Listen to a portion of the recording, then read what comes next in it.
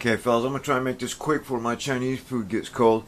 I wasn't willing to live with a ratchet on one side, so I opened up the 6S and I took out the self-centering lever from the side that had it. Okay, and that's the lever, and the opposite side, the throttle side, that's non-self-centering, is almost exactly the same.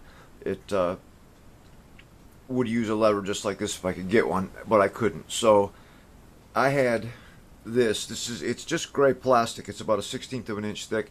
This was part of a drawer divider system for something at work. I'm pretty sure a lot of computers will have this stuff in it too. It's pretty darn tough plastic. But the first thing I did was measure the post on the self-centering lever from the radio, and I drilled a hole in the corner of the plastic the same size so that I can put the self-center lever down in there like that. I don't know how well you can see with my big thumbs and stuff in the way, but it fits down in there now and it sits flush, so I could use that to trace around the lever. And then I cut it out, and this is the one that I made. Okay, and before I put the brass tube in there, I just kept taking this post on the lever and sticking it in that hole and matching those two up, and just very carefully filing and sanding until I got down to where I needed to be. Now, the most important part that you have to keep an eye on is this surface right here. That has to match. When you put the two together, you need a really good match on that. All the way from here, down, through the curve, up to here, and then out to the hook. Now, this side doesn't really make that much difference. If you get it too far out, you'll get interference, but it doesn't have to be quite as exact as the other side.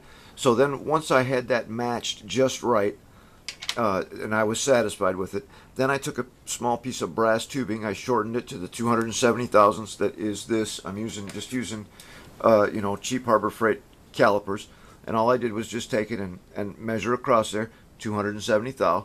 So I made my piece of brass tube like this, just a little piece of brass tubing, made it 270 thou long, and super glued it in there. Okay, and now this one's 267. Okay, I think I can live with 3 thou.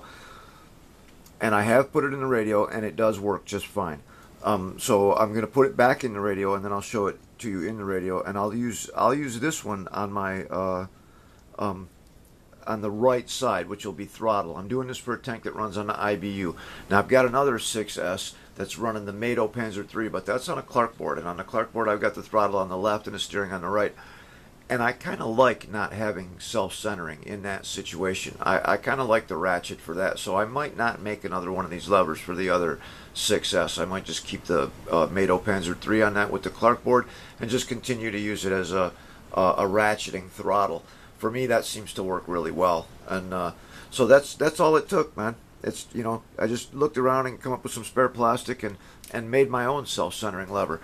Now I'm gonna have to see if I can do the same thing for the TGY-I6, the Turnigy radio, and hopefully that'll work out. But I'm still kind of hoping that I'll hear back from Kevin, and he's going to tell me that the same self-centering lever from the 9X will work in there, in which case I'll just buy one.